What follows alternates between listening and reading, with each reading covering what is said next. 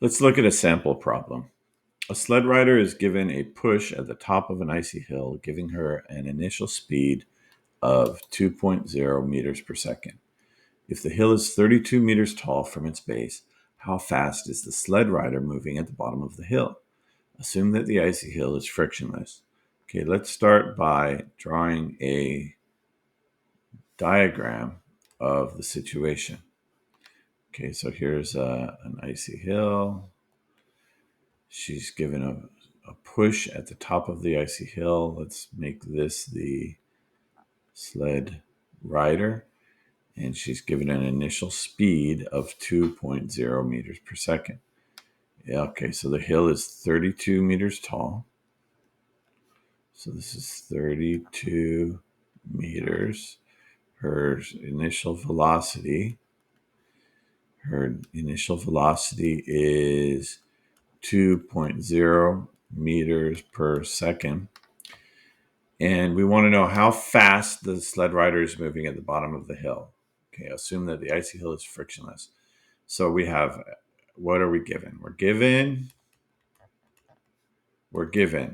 that her initial velocity is 2.0 meters per second. We're given that her initial height is 32 meters. And we're given that, and that's all we're given. All right. So, and we want to find, what do we want to find? Um, we want to find how fast the sled rider is moving at the bottom of the hill. So we want to find her final velocity. All right. So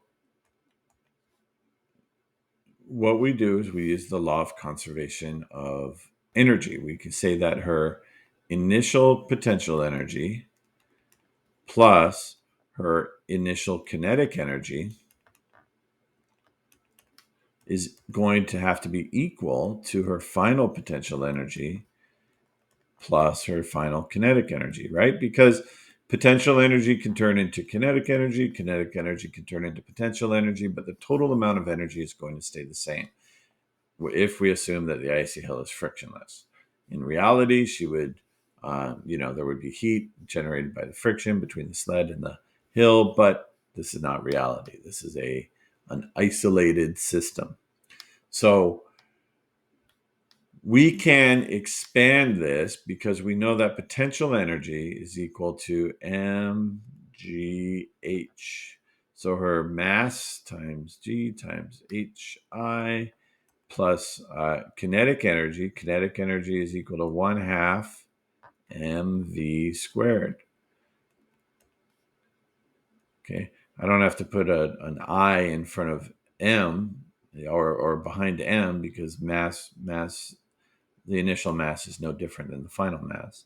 And then we have their final potential energy is equal to mgh final plus 1/2 mv squared final. Now you may be saying, well, how can we do this? We can't calculate her potential energy or kinetic energy if we don't know her mass. But look at this equation. Mass is in every one of these numbers. So the mass, we can start out by dividing by m, and mass will completely cancel out of this equation.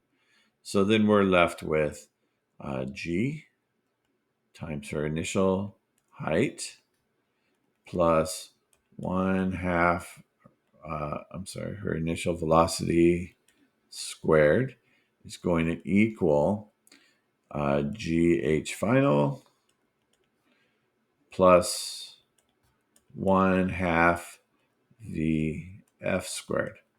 Okay, now we want to solve for vf. So let's subtract. Let's get rid of this here. This gh sub f. Okay, so I'm going to subtract that from both sides, and I get gh sub I plus 1/2 v sub I squared equals 1/2 v sub f squared. And then I want to get rid of the 1/2, so I'm going to multiply both sides by 2. Just multiply that whole thing by 2 and multiply this side by 2. So that's just going to cancel out. And then I need to take the square root. So I can say v sub f equals the square root of 2g h sub I plus vi squared. Right? Because I multiplied that. I just multiplied this 2 by both of these numbers.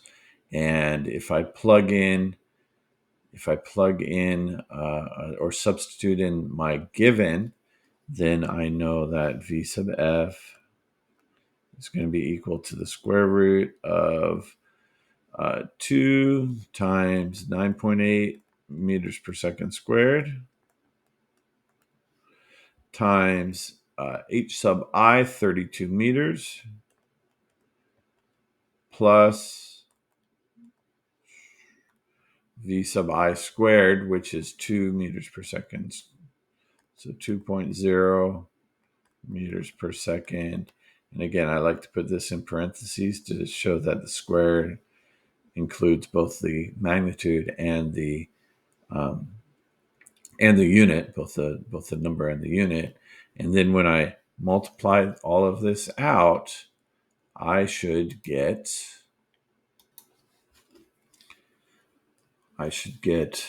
25 meters per second. Okay, my calculator actually says 25.123694, but I just write 25 because I only had two significant figures in my given. 1, 2, 1, 2, 1, 2. I only had two significant figures in my given, and the next digit after the 5 is a 1, so that means I round down. Now, there's another example in your book on page 203 or in your e-textbooks that using a roller coaster and a car on a roller coaster. So you can see a written example if you want to just look at it and go through it piece by piece on your own, step by step on your own.